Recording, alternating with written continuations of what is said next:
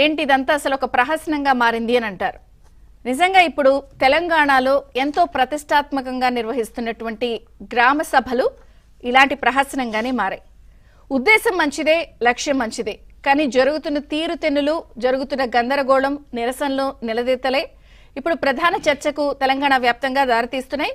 అధికార ప్రతిపక్షాల మధ్య ఈ పరిస్థితికి నువ్వంటే కారణం అనే పరిస్థితి నెలకొంది. ప్రధానంగా తెలంగాణ వ్యాప్తంగా ఇప్పుడు గ్రామ సభలు నిర్వహిస్తున్నారు.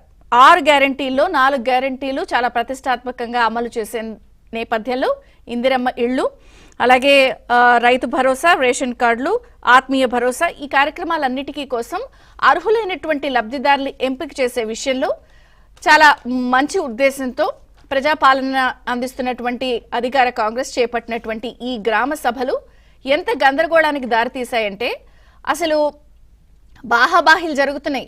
అధికారుల మీద తిరగబడుతున్నారు. అసలు మేము నిజమైన అర్హులం, మాకెందుకు రావట్లేదని అడుగుతున్నారు.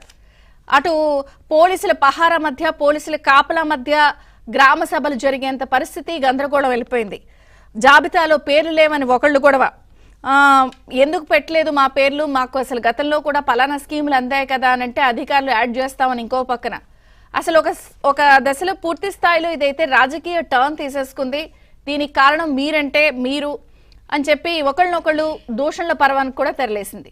అయితే ప్రధానంగా నిన్న కూడా మనం చూసాం, మాజీ మంత్రి హరీష్ రావు అలాగే మాజీ మంత్రి కేటీఆర్ కూడా ఎక్స్ వేదికగా, సోషల్ మీడియా వేదికగా స్పందిస్తూనే, ట్వీట్లు పెడుతూనే, ప్రెస్ మీట్లలో కూడా చాలా గట్టిగా ప్రభుత్వాన్ని నిలదీశారు.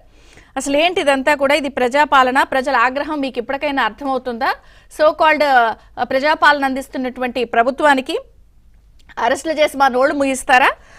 దుర్మార్గ పాలన, ఇవన్నీ కూడా కోతలు పెట్టడానికే మీరందరూ ఇట్లా చేస్తున్నారు. పూర్తి స్థాయిలో లబ్ధి చేకూర్చే ఉద్దేశం మీకు లేదు. సంవత్సరం గడిచిపోయినా కూడా మీరు ఇప్పటి వరకు కూడా పథకాలు ఇచ్చే పరిస్థితి లేదు అంటూ కూడా అటు మాజీ మంత్రి హరీష్ రావు కానీ, కేటీఆర్ కానీ చాలా సీరియస్ గా ఎక్స్ వేదికగా పాటు ప్రెస్ మీట్ లో కూడా స్పందించి ప్రభుత్వాన్ని నిలదీస్తున్న పరిస్థితి. అరెస్టులు చేసి నోళ్లు మూయించలేరు అంటూ.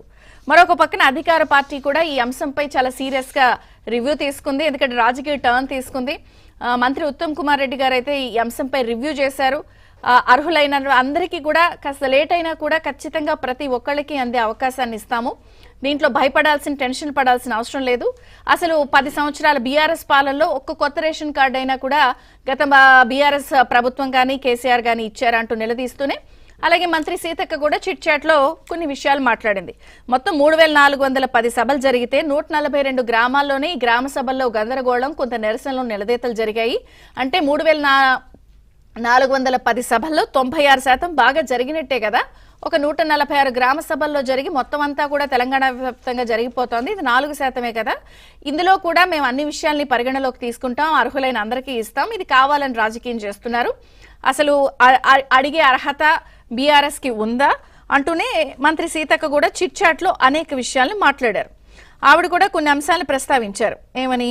ప్రధానంగా ఆందోళన వద్దు, అందరికీ ఇస్తాము, ఈ పరిస్థితి, ఈ దుస్థితికి కారణం 10 సంవత్సరాల బీఆర్ఎస్ పాలనలోనే ఇదంతా జరిగింది అంటూ మంత్రి సీతక్క కూడా చిట్ చాట్ లో కొన్ని విషయాలు మాట్లాడారు. ఏమని? ఫామ్ హౌస్ లో ఎమ్మెల్యేలు ఇండ్లలో కూర్చుని లబ్ధిదారులని గత ప్రభుత్వంలో ఎంపిక చేశారు, మా ప్రభుత్వంలో గ్రామ సభల్లోనే ప్రజలు లబ్ధిదారులను ఎంపిక చేస్తున్నాము. బీఆర్ఎస్ హయాంలో అరకొరగానే ఈ ఓట్లు కి సంబంధించిన పథకాలన్నీ ఇచ్చారు. 10 ఏళ్లుగా రేషన్ కార్డులు కూడా ఇవ్వలేదు. ఉద్దేశపూర్వకంగానే రాజకీయం చేయడం కోసమే బీఆర్ఎస్ ఈ గొడవలకి తెరలేపుతోంది. మేము అన్ని కూడా ప్రతిదీ తీసుకుంటున్నామంటూ వాళ్ళు వివరణ ఇచ్చే ప్రయత్నం చేశారు. అటు బీఆర్ఎస్ వర్సెస్ కాంగ్రెస్ మధ్య ఈ గొడవ తారస్థాయిలో చేరితే బీజేపీ కూడా ఈ అంశాన్ని ప్రశ్నిస్తోంది. అసలు మీరు సంవత్సరం అయిపోయింది ప్రజాపాలన అని చెప్పి, ఇప్పటి వరకు ఇంకా ఎంపిక చేసే దశలోనే మీరెందుకున్నారని చెప్పి వాళ్ళు కూడా ప్రశ్నిస్తున్న నేపథ్యంలో అసలు ఎందుకు ఈ గ్రామ సభలు చాలా మంచి ఉద్దేశంతో, ఒక మంచి లక్ష్యంతో, పథకాలు అర్హులందరికీ ఇచ్చే ఉద్దేశంతో పెట్టినా ఎందుకు రసాభాసగా మారుతున్న పరిస్థితి ఏర్పడింది? దీనికి కారణం ఏంటి?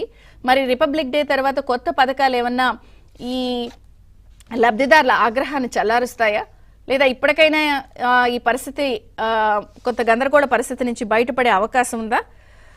ఎందుకు గ్రామ సభలు ఇంత గందరగోళంగా